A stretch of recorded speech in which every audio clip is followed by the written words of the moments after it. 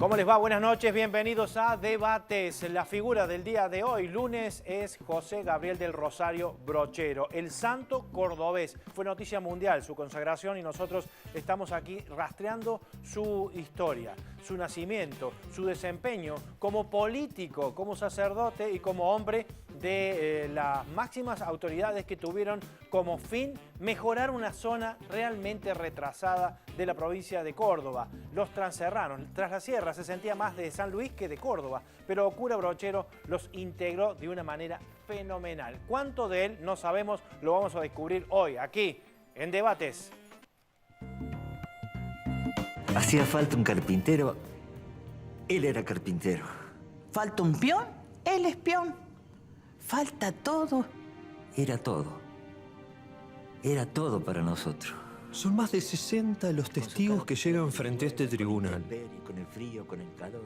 Están ansiosos por contar sus historias y compartir sus recuerdos. Recorría toda la zona con su mula mala cara.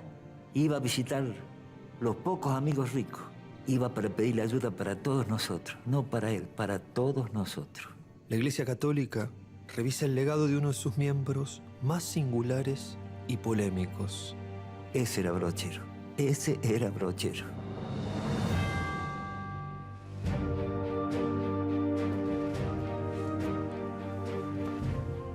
El cura Brochero no parece ser como los sacerdotes de su tiempo. Sus sermones tienen más de expresiones campechanas que de citas en latín. Y su obra excede por mucho a lo que sucede dentro de una iglesia. ¿Qué hizo este cura para que el pueblo cordobés pida por su beatificación? ¿Quién es este hombre que genera tantas dudas y cuestionamientos del Tribunal del Vaticano?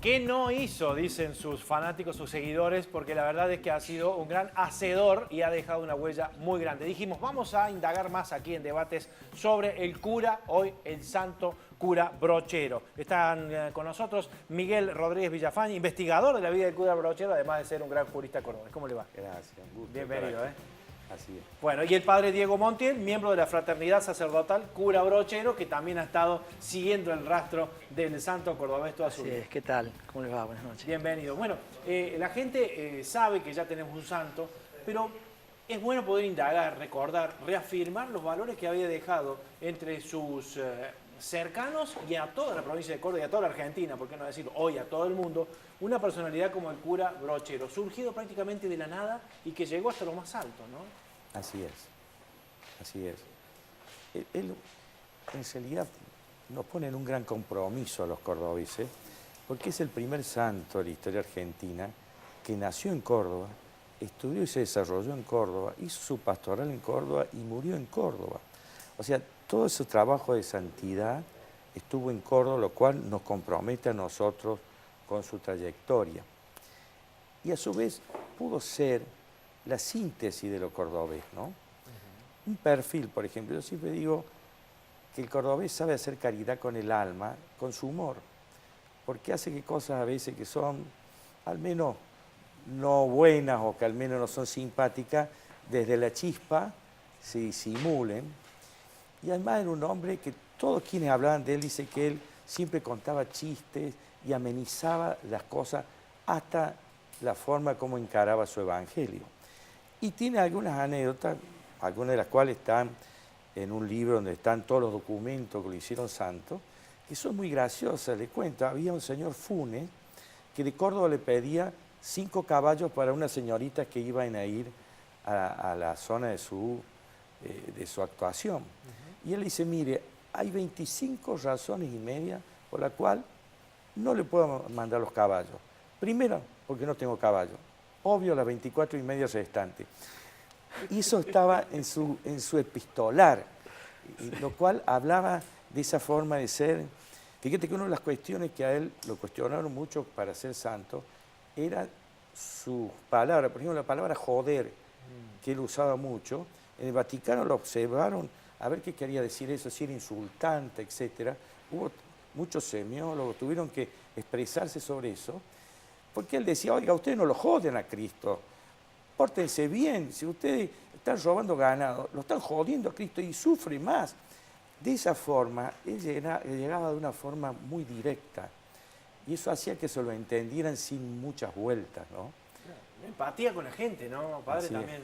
Claro, mira, Jesús en el Evangelio a todos los cristianos, nos invita a poder leer los signos de los tiempos. Y Brochero, desde el inicio de su ministerio, yo diría desde la época de estudiante, Brochero supo escuchar y mirar. Siendo muy joven Brochero, todavía estudiante en el seminario, va a realizar ejercicios espirituales movidos por algunas damas de la época, entre las que estaba la que ha sido beatificada hace poquito, la Madre Catalina Rodríguez. Allí la conoce y queda tan impactado con la experiencia de los ejercicios espirituales de San Ignacio, que después él mismo, cuando le toca la misión pastoral, la más importante que tuvo otras también, en Tras la Sierra, lo quiere llevar para allá. Cuando llega a Tras la Sierra, se da cuenta que está en un lugar pobre y desposeído. Las dos cosas, no solamente pobre. Estaba desposeído, esto lo puede decir mejor el doctor que sabe más de historia, pero estaba desposeído por las guerras internas, donde a los hombres se los llevaban para la guerra, ¿no? Y esto hacía que el trabajo en el campo fuera más precario, pero además los sistemas de comunicación no existían, y los que existían eran muy pobrecitos. Brochero se dio cuenta de esto, y desde que llegó, iba a decir hasta que se murió, pero no sé si hasta estos días, Brochero ha trabajado para que crecieran en la comunicación. Y se comprometió él mismo con esto. Se comprometió hablando con el gobernador, visitando al presidente, pidiendo camino, ferrocarril, siendo él canal de comunicación, siendo él canal de comunicación entre los serranos de un pueblo a otro pueblo, siendo él canal de comunicación entre los serranos y la ciudad, para alcanzarle salud, educación. Y así es como se da cuenta que la gente necesita crecer y educarse de manera integral. Por eso funda la Casa de Ejercicios Espirituales y las escuelas. También se da cuenta que no puede solo. Entonces genera un espíritu cooperativista precioso entre los serranos del lugar y trae a las hermanas esclavas, pero que lo ayuden en esta odisea que enfrentó en aquel entonces. Solamente aquel que recorre Tras la Sierra se da cuenta de esta obra, ¿no? Porque una cosa es que lo cuenten y otra cosa es verificarlo con los propios ojos. Así es, pero además él agregó una cosa. También trajo de aquel lado la gente a Córdoba. Cuando uno se da cuenta que hacía traer gente de a 500 a 700, que llevaba, era una infraestructura logística que uno ni sabe cómo la manejaba. Incluso a grave riesgo, él en una de las travesías casi pierde sus pies porque se le congelaron. Fíjese, y ahí, gracias a la llamamos medicina de los vaquianos, se lo salvaron porque mataron una oveja a la que llevaban para ir comiendo y le pusieron los pies adentro, eso se los calentó y salvó que no se engrenaran. Y en realidad él siempre fue un gran puente, porque él decía en otra instancia que la sierra es una cuestión, si se quiere, desde dónde nos vemos, porque nosotros los vemos a los de Villa Dolores como detrás de la sierra y ellos nos pueden ver a nosotros también como detrás de la sierra. Él hizo un puente y el puente de él fue tan grande que no solamente nos integró con una Córdoba que es llano y es montaña, sino hasta culturalmente. Él, cuando egresa del seminario en 1856, acababan de volver los jesuitas que habían sido expulsados de Córdoba, que eran también su parte de historia. Cuando él asume los ejercicios ignacianos, vuelve a asumir esta Córdoba integral, con la lógica de los jesuitas, que así siempre parte de la Córdoba de siempre, con la espiritualidad que él le ponía a estas cosas. También integra hasta los sanavirones. Fíjate que frente a la plaza ahí de Santa Rosa del Río Primero hay un cementerio de San Avirón, que para dolor nuestro, en su momento se loteó sin saber, resulta que hay muchas casas sobre el cementerio San Avirón, y a su vez también con los comichingones de la montaña. Fue una síntesis tremendamente positiva de lo cordobés. Y a su vez, él es un hombre de frontera, porque nosotros nunca nos imaginamos que Córdoba tenía por un lado la frontera de la sierra, por eso estaba tan abandonada, pero tenía la frontera este. Fíjese que nosotros nunca nos imaginamos los cordobeses con frontera este. En el mejor de los casos pensamos frontera sur, en la zona de los indios Ranqueles, Río Cuarto.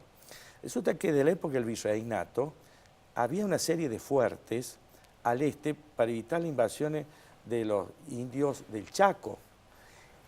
Su bisabuelo era el militar a cargo de eso, que lamentablemente en la Revolución de Mayo, cuando viene, se lo fusilan porque era de la fuerza del virrey.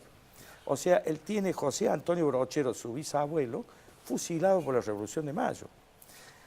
Después su abuelo vuelve a estar a cargo de esa frontera, lo cual habla que él entendía este lugar de choque de cosas. Aún más, en su testamento, habla de lo difícil que era llevar cosas a Santa Fe, que a su propio padre lo asaltaron y querían quitarle todo lo que había producido y que se defendió valientemente, porque era zona así de ladrones o de invasiones de aborígenes. Y él todo eso lo mamó, y era a su vez un buen jinete, de lo contrario no podría haber andado lo que anduvo tras la sierra en su mula, ¿no? ¿Cuántas veces habrá atravesado las altas cumbres, no? Ni hablar, y no solamente las ha atravesado, sino que en ambos sentidos. Cuando uno está en la casa de retiro, casualmente en Villa Cura Brochero, uno dice, hoy en día, si quisiéramos hacer un encuentro de retiro espiritual de esa envergadura, no sé qué logística tenemos que tener. Comida, tienen que tener comida para todos. Los retiros ignacianos no son de 1 o 2 días. Dar de comer a los caballos, dar de comer a la gente, etc. Y todo se le arreglaba. La verdad que era impresionante. Casualmente era un milagro en sí mismo eso, ¿no? Bueno, vamos a conocer un poco más de la historia, vamos avanzando en la historia. Mientras ustedes me han adelantado algunas cosas, las dejamos como punta de esta gran introducción en el programa de el día de hoy de debates por el santo cordobés, el cura Brochero. Veamos. Brochero alterna la universidad con su verdadera vocación, el sacerdocio.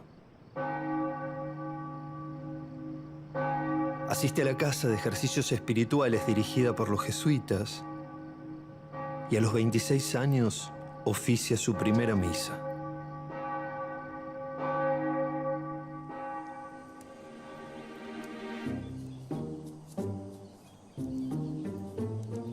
Lo eclesiástico y lo académico forman un cóctel muy poco habitual. Rápidamente, Brochero se destaca en el aula y llama la atención de sus compañeros. Forja nuevas amistades que serán claves en su vida personal como en la escena política del país. Muchos de sus compañeros de estudio serán políticos influyentes que darán un gran apoyo a su obra evangelizadora. Para Brochero, la palabra de Dios debe ir de la mano del progreso y las mejoras en las condiciones de vida.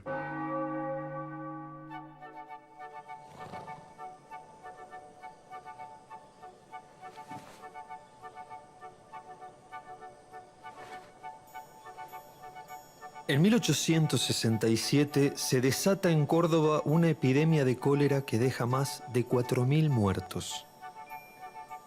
Mientras los médicos más eminentes huyen de la ciudad por miedo al contagio, solo la Iglesia brinda auxilio a los enfermos.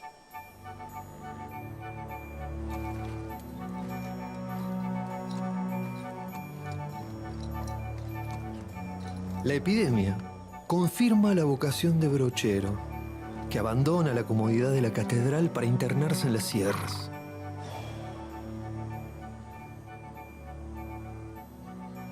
Su nueva misión es el curato de San Alberto. Para llegar, viaja 3 días montado en su mula, a la que llama Malacara. No es un buen jinete, pero se las arregla. Al llegar se encuentra con una zona difícil. Son más de 4.000 kilómetros con 10.000 habitantes dispersos, incomunicados y prácticamente en la indigencia. En este rincón cordobés, detrás las sierras, está todo por hacerse. Pero Brochero no se desanima, más bien lo toma como un desafío. Abandonados de todos, pero no de Dios.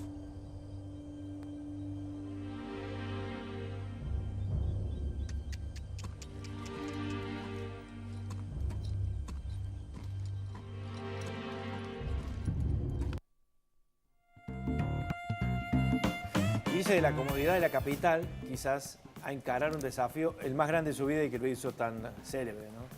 Claro, pero fíjate, ahí comentaba en el documental, después de la epidemia, hay una epidemia en Córdoba de cólera que pone en riesgo a la población en general y muchos se corren.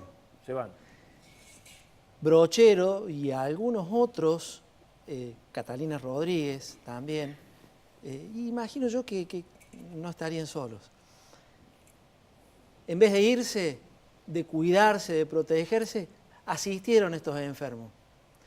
Y sabían que el peligro de contagio era inminente, era gravísimo y era altamente posible. Y siendo muy joven y con la vida por delante, desde el principio se atrevió a involucrarse con la enfermedad, con el pobre, con este desposeído. Cuando le llega el mandato de irse al curato de San Alberto, y lo peor, ya había enfrentado la muerte, había enfrentado lo terrible de la enfermedad, se subió a la mula y se fue. Por eso al llegar atrás la sierra, donde se da cuenta, 4.000 kilómetros decían, 10.000 habitantes dispersos, que les falta de todo, abandonados de todo, pero no de Dios. Y ese es el principio rector que a Brochero lo alienta y lo anima en su misión pastoral, que no es otra cosa que el anuncio del Evangelio, que Brochero entiende muy bien. Un adelantado en la interpretación de la vida cristiana para la época, no para el cristianismo, porque el cristianismo es lo que hizo desde el principio, pero sí para la época, quizás con otros procesos más oscuros, con otras problemáticas teológicas y de discusión. Brochero entiende que el Evangelio necesariamente exige el cambio de vida de la gente a una vida de paz, a una vida de tranquilidad, a una vida de progreso, decía por ahí. Pero no el progreso para vivir cómodamente o livianamente, sino el progreso entendido como un modo de vivir más sano, más familiar, ¿no? Miguel, y además en la universidad se roza con personalidades de la política que después va a volver a encontrarse más adelante, ¿no? Y sí, eso fue una cosa interesante a veces que no está trabajada del todo, que es que por un lado la política con la cual él se juntó en el seminario tenía mucho que ver con los unitarios. Sin embargo, él era también federal. ¿Y de dónde viene esto? Una cosa interesante. Acá en Córdoba se vivió una batalla muy cruenta que fue la batalla de las playas, en donde vino casualmente Arenales, y las playas donde está la Escuela Suboficial de Aeronáutica, ahí se enfrentaron con las tropas de Felipe Varela, que era lugarteniente casualmente el Chacho Peñalosa. Esa batalla fue cruel y él fue acompañándolo al director del seminario a asistir a los heridos y a los moribundos. Eso lo afectó mucho a él porque fue chocarse con la muerte directamente. Pero esto tiene mucho que ver, después que veo algunas atrocidades que hacía un oficial unitario llamado Sander, que fusilaba y le sacaba la piel de los pies a los detenidos, tiene que ver cómo él después a Santo Guayama, que era tropa de Felipe Varela, él lo trabaja como amigo. Fíjese en el testamento, él le dice, mi amigo Santo Guayama, porque Santo Guayama cuando se encuentra con él dice, pero acá vinieron los unitarios que nos roban la gente, nos sacan a la gente y nos llevan en el ejército a pelear contra el Paraguay, que son hermanos nuestros. Acuérdense que estos sectores son los únicos que se sublevaron en Entre Ríos y no quisieron ir a la guerra fratricida del Paraguay. Él lo entendió muy bien a eso, por eso es que lo cobijó a Santo Guayama, que si bien hacía cuaterismo no le quedaba vuelta porque tenía que dar de comer a sus tropas y si lo agarraban lo fusilaban. Esto habla también de su visión, él supo saber manejarse con el poder sin sacar los pies de la tierra y entender estos hombres que también tenían otras perspectivas, ¿no? Bueno, en un contexto político revuelto en la Argentina, Así muy es. mezclado con la violencia también. Indudable, indudable. Y en un momento donde el país se estaba formando y que todavía lo sufrimos, esta situación entre lo unitario y lo federal, ¿no? Y él, que le gustaba el hombre y la mujer situada, por eso rescataba la necesidad de que se le diera progreso también para que la gente tuviera posibilidad de dignidad. Tiene que decir que el último año, cuando él muere, en realidad se va para garantizar la elección y que se lo vote a Irigoyen, porque Irigoyen le había prometido que iba a traer el tren de Tras la Sierra. Aún en sus últimos tiempos, en donde estaba muy mal, optó por privilegiar, trabajar eso, y él no hacía política en términos de lo que nosotros conocemos política, buscaba el bien común, no por eso tampoco buscaba enfrentar unitarios y federales, pero supo tener un equilibrio, porque él, si hubiera querido, podría haber sido obispo de Córdoba, obispo de Buenos Aires. En ese entonces, acuérdense que la iglesia, el Estado tenía el patronato en la Constitución, o sea, el que elegía a los obispos. Sí, imagínense si él era amigo de Juárez Selman, que el presidente lo elige obispo donde quiera, y él no quiso eso. Y habiendo vivido lo que vivió y sabedor de la batalla de las playas, todo eso, tampoco se enfrentó, pero no dejó de tener un espacio para preservar esos hombres como Santo Guayama y su gente, que también defendían cosas de bien para el interior del país, ¿no?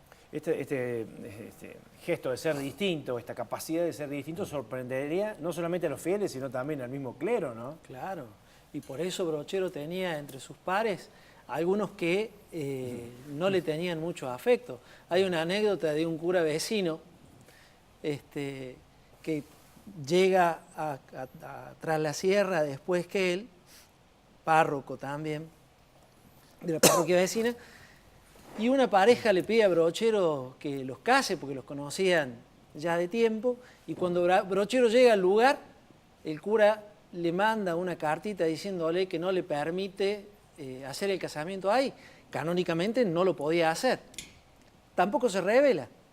Le manda a contestar la carta, Brochero diciéndole, tenga bien usted saber que el casamiento que usted me impide, yo no lo voy a hacer en su curato. De todas maneras, mi buen amigo, recuérdese que en mi curato usted puede casar las veces que quiera, ¿no? Entonces, invitándolo como a la reflexión, sin confrontar, y bueno, se cruzó el límite y los terminó casando a esta gente en la parroquia de él, en la parte que le tocaba a él. Y esta misma metodología él usaba también en el diálogo político, ¿no? Por eso, amigo de Juárez Selman de la época de estudiante, conocido de Roca, no aspiraba él a los bienes personales, propios, sino a poder ser un actor principal en la construcción del bien de la gente que con la que le tocaba vivir y acompañar. Y era un serrano más. Era un serrano más. La cualidad de poder mezclarse entre la gente y lograr sus objetivos de esa forma. Enseguida, mucho más sobre la historia de cura Brochero, el legado del cura santo, el que tenemos aquí en Córdoba y ahora en todo el mundo. Una personalidad fuertísima. Vamos a seguir evolucionando en instantes nada más con su viaje a Tras la Sierra, cómo hizo para enfrentar tremenda realidad. Ya veremos.